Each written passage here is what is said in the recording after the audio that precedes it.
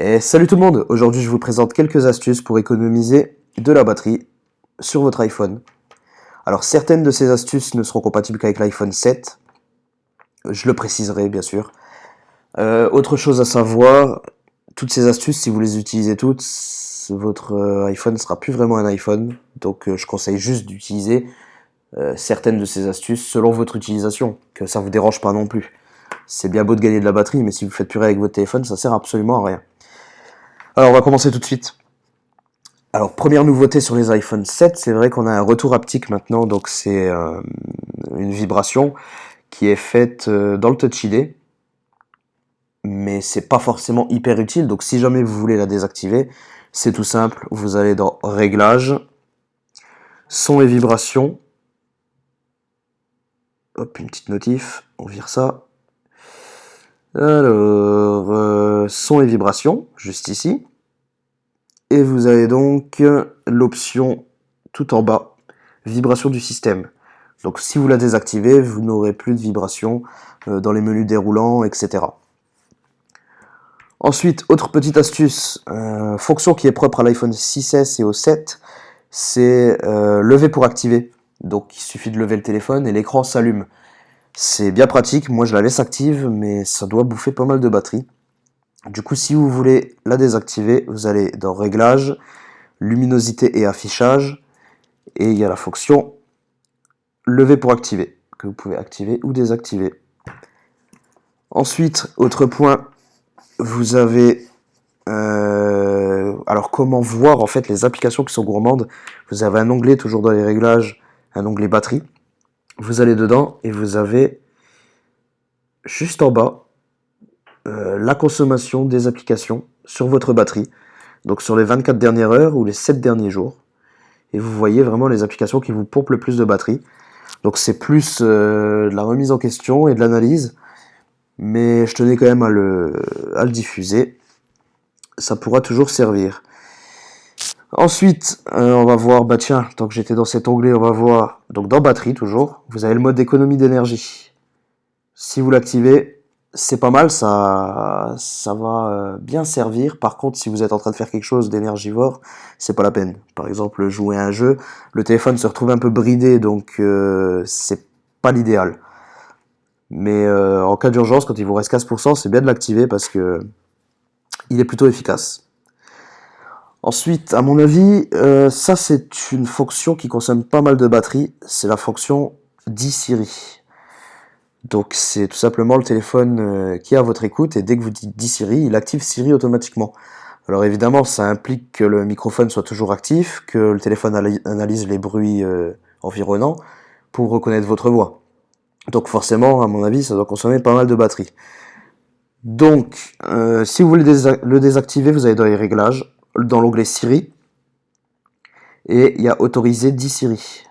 Si vous l'activez, pardon, vous devrez le configurer pour qu'il reconnaisse votre voix. Moi, je l'ai désactivé. Ensuite, bon, ça c'est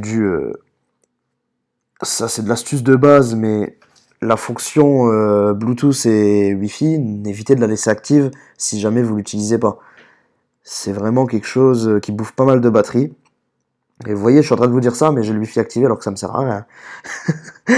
Mais voilà, le Wi-Fi, ça utilise pas mal de batterie, le Bluetooth aussi, surtout si vous n'utilisez pas le téléphone, ça sert à rien. Le Bluetooth va chercher constamment un réseau, le Wi-Fi aussi. En plus, si vous êtes dans un endroit où il n'y a pas beaucoup de Wi-Fi, justement, le téléphone va tourner à fond pour essayer d'en tirer le meilleur parti et donc consommer un max de batterie.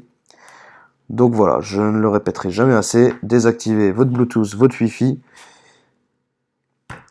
si vous ne vous en servez pas. Ensuite, on a des mises à jour qui sont faites automatiquement en arrière-plan. Je crois que par défaut, c'est activé. Donc si vous voulez le désactiver, vous allez dans Réglages, et ensuite vous avez un onglet iTunes Store et App Store. Et là, vous avez mise à jour, que vous pouvez activer ou désactiver.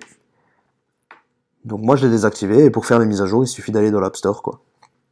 Mais au moins, si vous reste 15% de batterie, vous n'avez pas 15 mises à jour qui se lancent en même temps, et c'est pas vraiment le moment, quoi.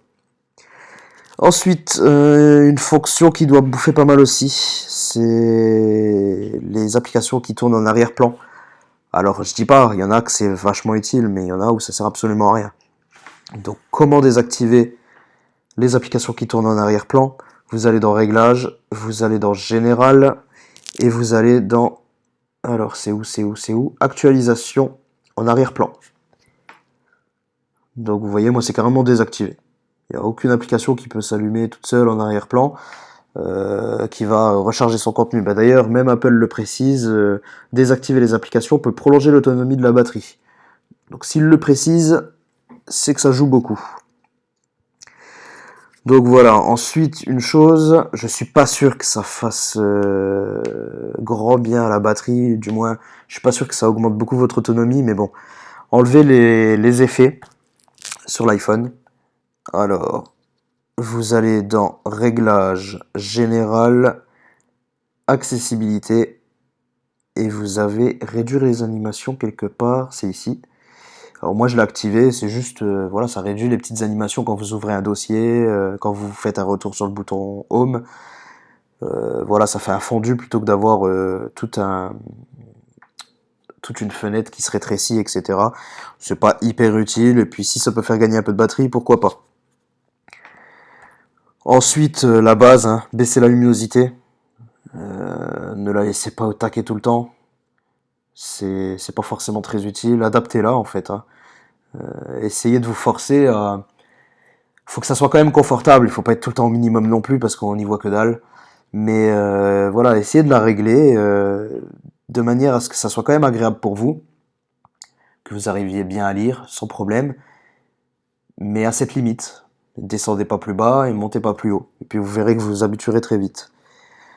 Ensuite, il y a la possibilité de couper le son des touches du clavier. Donc ça, c'est dans les réglages.